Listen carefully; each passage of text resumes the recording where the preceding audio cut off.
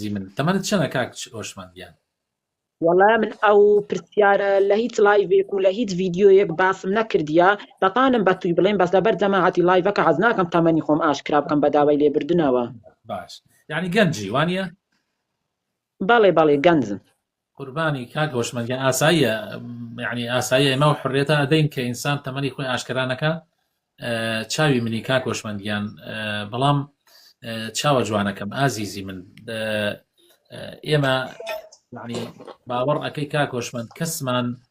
کەسمان زەمانەتی ئەوە ناکەین حتا دوای ئەم لایڤە یعنی بمێنین، کەسمان زەمانەت ئەوە ناکەین تا دوای ئەم لایڤە بمێنین. یعنی ساگەم لایڤە بۆ نمونە مودەتەکەی 2 سعات بێ، واللهی ئەم بەندەیە کە لێرە دانیشتۆ لە بەرامبەرتە قەسەم بەخوا بەتەمانیم تا دوای لایڤەکە بمێنم. یعنی احتمالێ لە هەر دقەیەکە من لەناو ئەم لایڤەیان لە دوای لایڤەکە لە هەر لەحەزاتی لەوانەی خوای گەورە ئەو ئەمانەتەی کە بە من و تۆ داوێتی لێمان بسێنێتەوە. ئێمە لە دقەیەکە 70 جار یعنی دڵمان لێ ئەدا ئاوە ئەم دڵە ئەگەر یەک لەحزە یان ماوەیەک لێی نەدا ئیتر تەواو ئیتر تۆ یعنی ئەڕۆیتە ریزی مردووانەوە کەوابوو لە حەزاتێکە. یعنی ئەم بەشەرە چییە؟ خۆی بەشەر چییە؟ زەعیفترین مەخلووقە بەڕاستی. بۆیە ئازیزی من، چاوی من، حەیفە ئینسان وەقتی خۆی، کاتی خۆی، تەمەنی خۆی، عمری خۆی لە شەڕا بەکاربێنێ. پێغەمبەری خۆشەویستمان صلی الله عليه وسلم ئەفەرمێ لە حەدیثێکی صحیحە، ئەفەرمێ ئینسان لە ڕۆژی قیامەتە لێ ئەپرسرێتەوە دەربارەی ئەوەی کەوا تەمەنی لە چیە سەرف کردووە، گەنجێتی لە چیە سەرف کردووە. من ئێستا ئەتوانم لەم لایڤە هەر ئەم شەو ئەتوانم ئێستا لە جاتی ئەوەی 150 کەس لە لایڤەکە بێ، هەر ئەتوانم ئەگەر حەزەکەی هەر ئەتوانم ئێستا شتێ بکەم 2000 کەس بێتە لایڤەکە. ئەتوانم یعنی هەندێک کاری ناڕەوشتانە بکەم، هەندێک کاری ناشرینانە بکەم کە لەگەڵ مەلایە نەگونجێ، لەگەڵ ئەخلاقی دین و ئیسلام و ئەمانە نەگونجێ. ئەم عالەمە هەر ئەڵێن هێر هیچ نەبێ، ئەڵێن ئەم مەلا شێت بووە، هەی ئەمە مەلایە شێت بووە، هەر بەلەبەر ئەوەی شێت بووە بە یەک جا لایڤەکە 2000 کەس دێتە سەری. بەس ئەمە چی قیمەتێکی هەیە؟ ئەمە چی سوودێکی هەیە؟ ئەمە چی ئیسفادەیەکی هەیە؟ یعنی ئینسان لە ڕاستیە ئەوەی بۆ ئەمێنێتەوە کە بۆ خوا کردبێتی. ڕۆژێ دێ هەمومان پەنجەی خۆمان ئەگازین، چەند خۆشە تۆ ئەم لایڤەی کە ئەمادام خوای گەورە علمێکی پێداوی، توانایەکی پێداوی، تااقەتێکی پێدابی، هەموو کەسی ئەو توانە و تاقەی نییە بێت لایڤ کاتەوە. مادام تو خوای تەعالا تەمەن و عمر و هینتی لە حەدێکە داناوە، پاشان ئیمکانیاتێکی مادی پێداوی، وەقت و فەراغێکی پێداوی کە بتوانی لایڤ بکەیتەوە چەند سعاتێت. تخوا حیف نییە ئەو چەند سعاتە کە تۆ لایڤ بکەیتەوە یعنی لە پێناوی خوایە سەرفی نەکەی، حیف نییە پەلەتیش نەبێت لەوەی خەڵک کەم دێتە لایڤەکە. خۆ من ڕۆژێ لە ڕۆژان لایڤ مەکردەوە 17 ساعت، 16 ساعت، 10 ساعت، دوای ئەوە زیادی کرد بوو بە 50، زیادی کرد بوو بە ئیسا جاری وایە ڕاتە 200، جاری وایە ئەوە ئێستا بووە 170 بووە 170. یعنی ڕۆژ بە ڕۆژ ئەم ئیشە ئەگەر بۆ خوا بێ بەرەکەتی تێکەوێ، بەڵام بۆ خوا بێ باشە. گرنگیش نییە یعنی خەڵک بێت یان نەیەت، گرنگ نییە چەند کەسی بێتە لایڤەکە. من هیچ کێشەم نییە کەسیش نێتە لایڤەکە، ئەتیادیە لەلام کاک هۆشمەندیان. بەس گرنگەوەی ئینسان کارێک بکە بۆ خوای پەروەردگار کە سبەی پەشیمان نەبێتەوە لێی. من دڵنیات دەکەمەوە هەتا ئەو ڕۆژە تو ئەمێنی ئەگەر لایڤی ئاینی بکەیتەوە لەسەر قورئان، لەسەر حەدیثی پێغەمبەری خوا صلی الله علیه وسلم، هەر جاری مامۆسایەک بێنی قورئان بخوێنێ بۆ خەڵک و خەڵکی فێرکە خۆشت ئیسفادەی لێ بکەی، وەکو هەموو ئەوانەی کە لایڤیان هەیە، لایڤی قورئانیان هەیە. دڵنیام هیچ کەسێک ڕۆژێ لە ڕۆژان نایە تۆ بگرێت بە پێچەوانەوە. من زەمانەت دەکەم کە هەدیەشت پێدەن، کە دیاریشت پێدەن، کە ڕێزی گەورەشت لێ ئەنەن. یعنی حەقە ئێمە ئاوا بڕوانی نەشتەکان. کاک هۆشمەندیان ئازیزی من، واللهی من باوکانە نەسیحەتی تۆکەم، من وەکو مامێکی خۆت داینە هەموو لەوە چێ ئێستا بە قسەی ڕۆژێکیان لە زمانی پێغەمبەر صلی الله علیه وسلم، پێغەمبەری خوا صلی الله علیه وسلم لە مزگەوتە دانیشت بوو، لە کتوپڕێکە کابرایەک هات بیست بووی باسی پێغەمبەری خوا صلی الله علیه وسلم لە دەشت هاتبوو، لە ئاوایەکانەوە هاتوو بۆ مەدینەی پێغەمبەری خوا صلی الله علیه وسلم. بیست بووی پێغەمبەرێک هاتووە ئەمانە لە مەدینەیە، ئەویش هاتوو بوو هیچی نازانی دەربارەی ئیسلام وەمانە، هەر هات بۆ مزگەوت. یەکسەر وتیان وتی کو محەممەدا لە کێوتیان ئەوتانیان لە مزگەوت، ئەتر نازانێن مزگەوتەوەمانە نەیەزانی، هاتە ناو مزگەوتەوە، بەڵام غێر لە دوورۆ هاتبوو تەنگەتاو بوو، پێویستی بە میزکردن بوو. هەر لە ناو مزگەوتەکە چووە سوچێکی مزگەوتەکەەوە دەستی کرە میزکردن. طبعا صحابەکانی پێغەمبەری خوا صلی الله علیه و سلم لێی تووڕەبوون، چوونە گژیا داپەڕین ئەوە چیەکەی کوڕەوە چیەکەی تووڕەبوون لێی رسول الله صلى الله عليه وسلم فەرمووی چییە وازی لێبێن بابە وازی لێبێن میزەکەی پێ مەبڕن کاکە با میزی خۆی بکا کابرا میزی خۆی کرد. دوای ئەوە پێغەمبەری خوا صلی الله علیه و سلم فەرمووی سەتڵی ئاو بۆن بکەنە سەر میزەکەی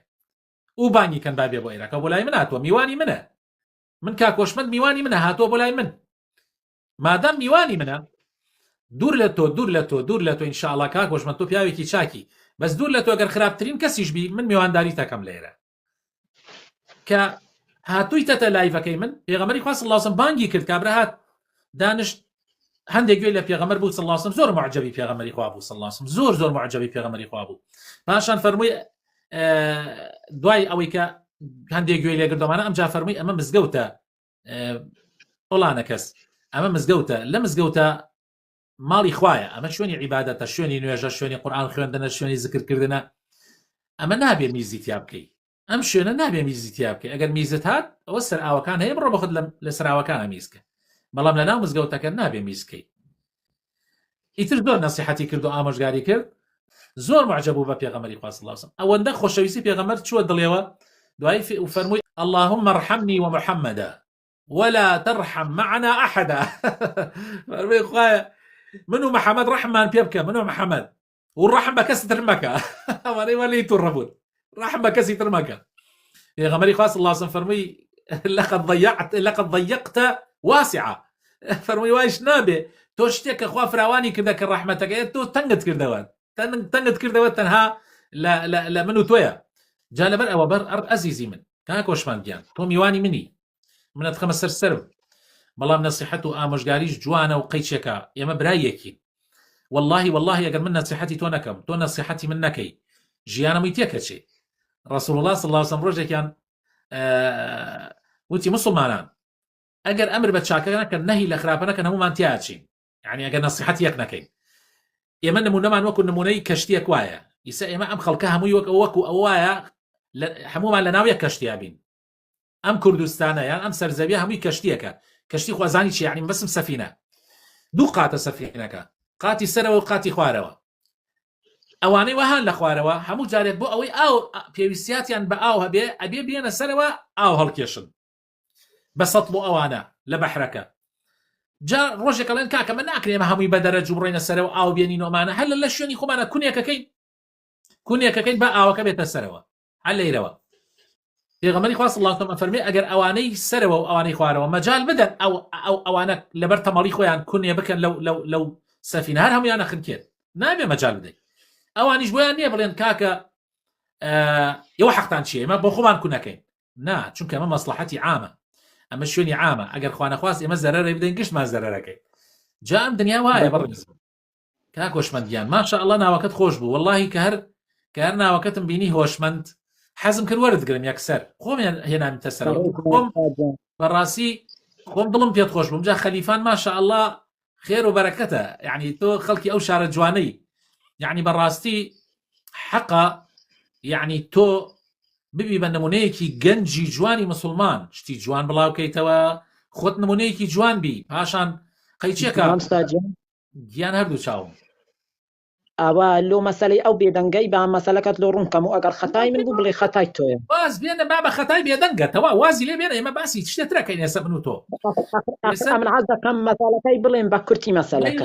مەیڵێ من نامەوێ بیبیسم من ئێستا تۆم خۆشویستە حەز ناکەم هیچ ببیسم مامۆستاتخوا بابیڵێ هەردێکتانم خۆشەوێ حەزەکەم یەک وشە نەبیسم ئێمە برایەکین تەواو گردنتان هەردێک بڵێن یەکتری ئازاکەن و تەواو. ئازیزی من چاوەکەم تا گۆشمەندگیان من ئەمەوێت تۆ واز لەو کارە بێنی واز بێنە تەواوی تر تۆ بگەڕێ وازم لەو کارە هێناوە بەس ئەو گۆتی جنێوی بە مندا بەسم با هۆکاری جنێوە کە بڵێم مەیڵێ کای کۆ نەمە دەبایە کا گۆشمەند کای کۆ نەمە دەبا ئەوە ڕۆیشت ئەوەی ڕۆشت بەڵام تۆ هەوڵ بدە وعدێ بەم برایی خۆت بدە وعدی بەم مامەی خۆت بدە یعنی واز بێنی لەو کارانە ئەزیزی من چاوەکەم با خەڵ گاڵتت پێ نەکا با خەڵک بە سووکی تەماشات مامستاجان ئەمن ئێستاکە لە مێژە لایڤ وشتی زۆر بەکمی دەکەمەوە بەس دەتم سەیری لایڤەکان کە دەتم سەیری لایڤەکان دەکەم دەرێن هۆشمان خەلیفانیا تڕێک مایکم بۆ دەن ڕەفزی دەدەمەوە دیسان بووم سێدا ڕێف دەدەمەوە چاردا پێنجار بووم دەنێرنەوە یعنی بێزارم دەکەن وەم لێ هاتیان نەتانم بچم سەیری لایڤەکانی بکەم دەبی بەکەم پەرتی سەیرکەم تۆ بێنە لایڤی منەوە هەموو شەوێ بێنە لایڤی منەوە چی حەزی لێکەی لەو قسە و لە پرسیار و لە مناقەشە و لە بابەتێک کە خۆت پێت باشە لەسەر دین ئێمە لەیرەوە بەڕاستی های لە خزمەتتا و هیچ کەسێکیش لەناو ئەم لایڤەی منە هیچ کەسێکیش لەناو ئەم لایڤەی منە ئینشاءالله لەمە بەدواوە یەک وشەیەک بەرامبەر بە تۆ ناڵێ ئێمە لێرە بووینەتە یەک خێزان هەمومان یەکمان خۆشەوێ هەر کەسێ دێتە ناو ئەم خێزانەوە ئێمە حەز ناکەین دڵی بەرامبەر بشکێنێت ئێمە هەمومان یەک خێزانین لێرە واللهی ئیسە من بڵێم یا ڕەبی خوایە ڕەحم بە کاکۆشمەند بکەی ئەبینی هەر لە کۆمنتە دەیەها کۆمنت لە دوای یەکتری هەمووی ئەڵێ ئامین ئامین ئامین ئامین ئامین یعنی ئێمە ئاواین بۆیە داوا ئەەکەم لە خوای پەروەردگار بۆ خاتن ناوە جوانەکانی خۆی ئەم گەنجە جوانە ئەم برا ئازیزەمان خوای پەروەردگار بێنێتە سەر ڕێگای ڕاست دووری خاتۆ لە خراپە دووری خاتۆ لە لایڤێک کە زەرەری بۆ دین و دنیای هەیە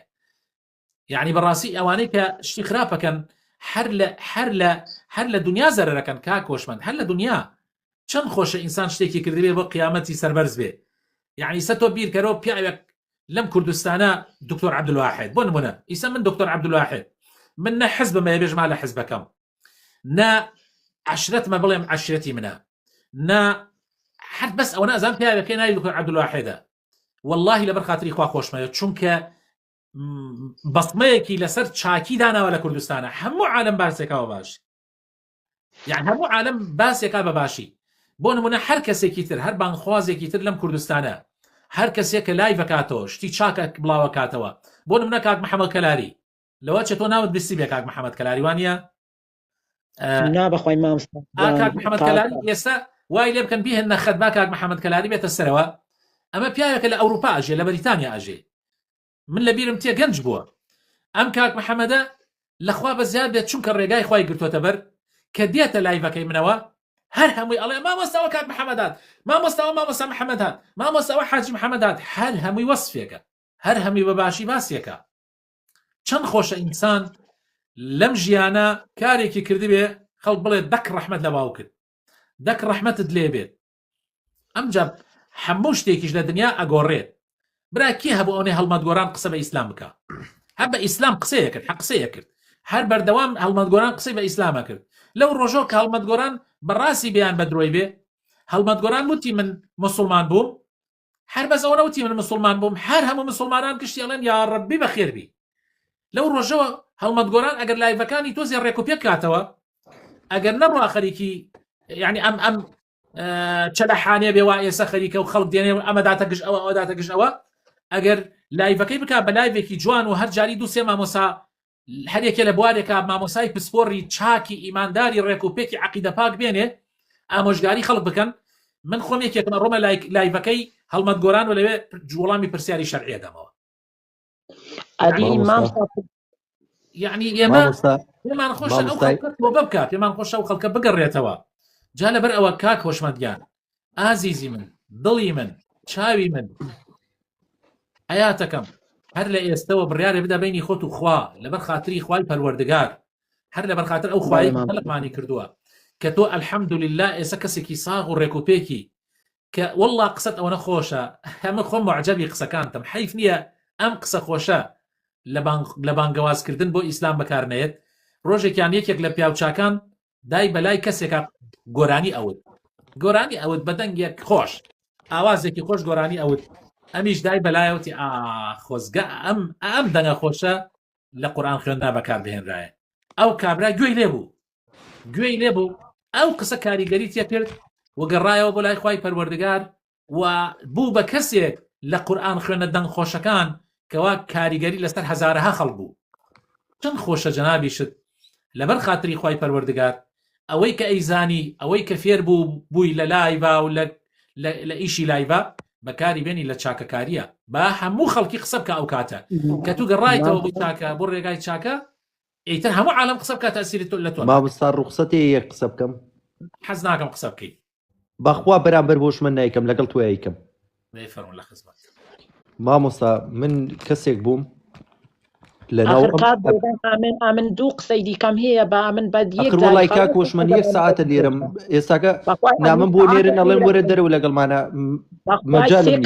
پێشی من بەخوای تاریکەک نیو سەعات ئەمن مام و چاوەڕێم کڕەتە سڕەم گەیشتێ و نەبوو مامستا بەڵێ بەڵێ با کاکۆشمەند قسە بکە کاک شتێکت بۆ ئەکەمە نمونە شتێکت بۆ ئەکەمە نمونە کە کاک وەشمەند مامۆستا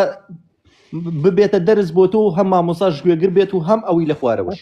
من ئەو دوو قسەی خۆم بکەم بەس ئەو دووەم مایە دام خەڵاز دەم دەبان و بەتی تو بێتن خزمەتتان چاوە جوانەکەم بەس ئەو کۆ نەمەکە هەچی ڕۆیشت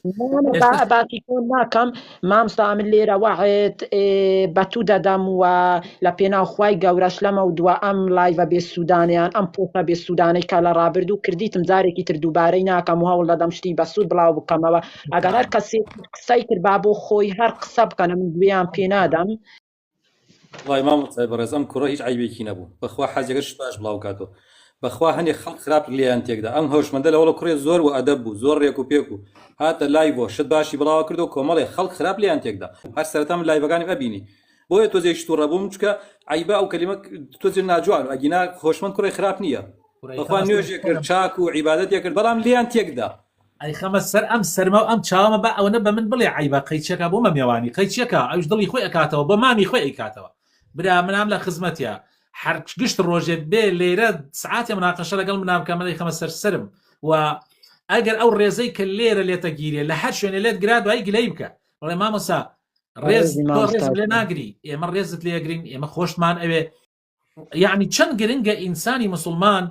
لەگەڵ کۆمەڵە خەڵکێکا بێ ڕێزی لێ بگرن کاکۆشمانگیان تۆ ئەلحەمدوللا کەسێکی هۆشمەندی هۆشمەند یعنی تۆ زانی ناوەکە چەند پیرۆزە چەند گەورەیە تۆ یعنی عاقل یعنی ژیر یعنی کەسێکی خاوەن هۆش و خاوەن معریفەت دەی ئینشاء الله ئەگەر لایڤیشت کردەوە لایڤێ لێ بکەرەوە کە بەڕاستی قازانجی بۆ دین و دنیا هەبێ منیش دعوت بکە هەر کاتێ لایڤم نەبوو دێم لە لایڤەکە تا قسە بۆ خەڵکەکەم نەسیحەتی خەڵکەکەم ئامۆژگاری خەڵکەکەم مامۆستا سامان دێ مامۆستا سەینوری دێ هەر کەسێکت گەرەکە لە مامۆستا چاکەکان من خۆم ئەیان لێرم بۆ لای تۆ بێنە لایڤەکەی تۆ نەسیحەتی خەڵکن دەیەها سەدەها مامۆسای قورئان خوێنی گەورەمانەیە لەم کوردستانە تۆ بەس لایڤ بکەیتەوە بەس قورئان و دەرسی قورئان و باسی قورئان بێ بۆ خەڵک ئەگەر هەدیەتیش پێ نەدرا ئەوجا بڵێ گوێ بە کەس مەدە بڵێ وەڵاپیان کێ پێی ناخۆشە کێ پێی ناخۆشە تۆ خەریکی دیندارەتی و خەریک ئیسلامەتی بی کێ پێی ناخۆشە بەڵام مامستا ئەوانە پێیان ناخۆش نەبوو یانیم کە لەسەر دیندارەکەین بەس ئەوەیان پێی ناخۆش بوو کە دەیان دیتە من لایڤ دەکەمەوە ڤیدیۆ بڵاو دەکەم و ئەکتیڤەکی زۆرم هەیە ئیرەیان بە من دەبرکە من ئەو ئەکتیڤە زۆرم هەیە ئەو دەدەهاتن هەوڵی ئەویان دەدا شکستم پێ بهێنن ئینشاءڵڵا کەس شکستت پێ نایەنێ ئێمە پاڵپشتت ئەبین ئێمە تۆمان خۆشەوێ مادام تۆ لەیرەوە الحەمدوللا ئەو وعدەتدا